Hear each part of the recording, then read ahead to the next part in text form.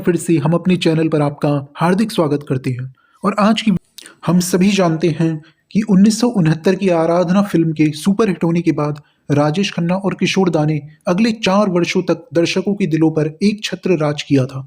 इस दौर में ये कहावत मशहूर थी कि ऊपर आका है तो नीचे काका। उस दौर में राजेश खन्ना की सफलता को किशोर कुमार से जोड़ दिया गया था और बाजार भी ये मान बैठा था कि जब तक राजेश खन्ना और किशोर दा की जोड़ी चलती रहेगी तब तक उन पर पैसे बरसते रहेंगे। उस दौर में राजेश खन्ना साहब की एक के बाद एक कई फिल्में आती गईं और ये फिल्में सुपर हिट भी रहीं। इन फिल्मों में प्रमुख फिल्में थीं कटी पतंग, बंधन, हाथी मेरे साथी, सच्चा झूठा, आनंद, दुश्मन, अमर प्रेम, अपना देश, दो रास्ते, महबूब की मेहंदी और बावर्ची। एक के बाद एक आई इन हिट फिल्मों ने राजेश खन्ना को सुपरस्टार की पदवी पर स्थापित कर दिया था।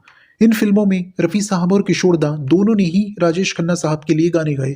लेकिन हम सब जानते हैं कि सन 1969 से 75 तक किशोर दा का ही बोलबाला था। उनका जादू जैसे दर्शकों के सिर चढ़कर बोल रहा था।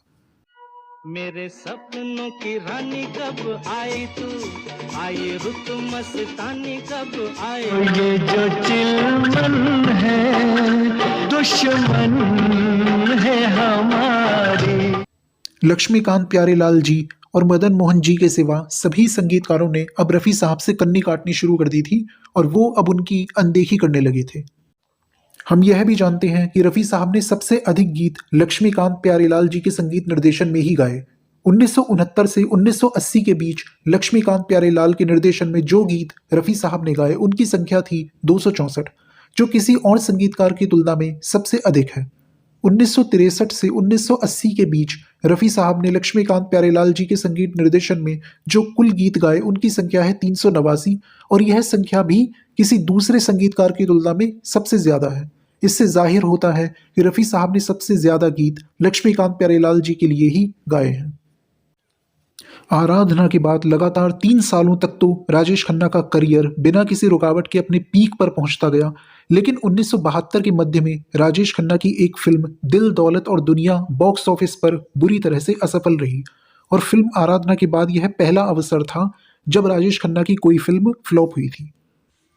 हालांकि बावर्ची फिल्म ने राजेश खन्ना के करियर को कुछ हद तक संभाला, लेकिन 1973 के आते आते देश के कस्बों और नगरों के सिनेमाघरों में लंबी कतार में खड़े रहने वाले उनके प्रशंसकों ने अब उनकी फिल्मों को रिजेक्ट करना शुरू कर दिया था। इन फिल्मों में प्रमुख फिल्में थीं जोरू का गुलाम, मेरे जीवन साथी और शहजादा। फिल्म आराधना के बाद राजेश खन्ना को पीक पर पहुंचाने वाले गायक किशोर दा भी अब राजेश खन्ना के लिए वो जादू नहीं चला पा रहे थे जो उन्होंने आराधना और उस दौर की फिल्मों में चलाया था। इसका अंदाजा इसी बात से लगाया जा सकता है कि फिल्म मेरे जीवन साथी में किशोर दा ने राजेश खन्ना के लिए बेहद खूबसूरत गीत गाए थे। इसके बावजूद भी यह फिल्म एक फ्लॉप फिल्म साबित हुई। ओ मेरे दिल के चैन चला जाता हूँ किसी धुन में धड़कते दिल के तरह। एक के बाद एक फ्लॉप फिल्मों के कारण राजेश खन्ना का करियर अब ढलान पर आने लगा था। उनके मजबूत किले में अब सेंध लगने लगी थी। राजेश खन्ना बेचैन थे। 1972 के अंत में उनकी एक और फिल्म आई जिसका टाइटल था मालिक। इस फिल्म का प्रचार राजेश खन्ना ने बहुत जोर शोर से किया, लेकिन फिर भी यह फिल्म बॉक्स ऑफिस पर असफल रही। हालांकि 1972 में राजेश खन्ना की लगातार 10 फिल्मों में कुछ एक को छोड़कर ही सभी फिल्म सफल रही, लेकिन फिर भी अब उनकी फ्लॉप फिल्मों की संख्या बढ़ती ही जा रही थी। 1972 के बाद वर्ष 1973 भी राजेश खन्ना के लिए कुछ खास नहीं रहा। 1973 में ही धर्मेंद्र जी की 7 लगातार हिट फिल्में आईं।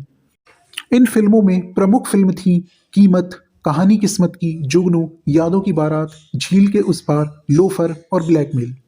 इन फिल्मों में रफ़ी साहब और किशोर दा दोनों ने ही धर्मेंद्र के लिए गाया, लेकिन धर्मेंद्र के लिए मोटे तौर पर किशोर दा ने गाया।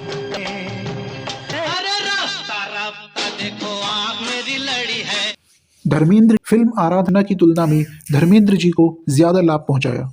पल पल दिल के पास।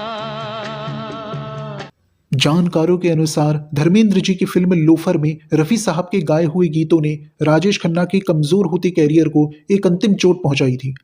जीने दे चाहे तुम्हारे डाले झिलमिल सितारों का का आंगन होगा। हालांकि अब हम आपके सामने निरंतर लेकर आते रहेंगे। अब हमें इजाजत दीजिए। धन्यवाद।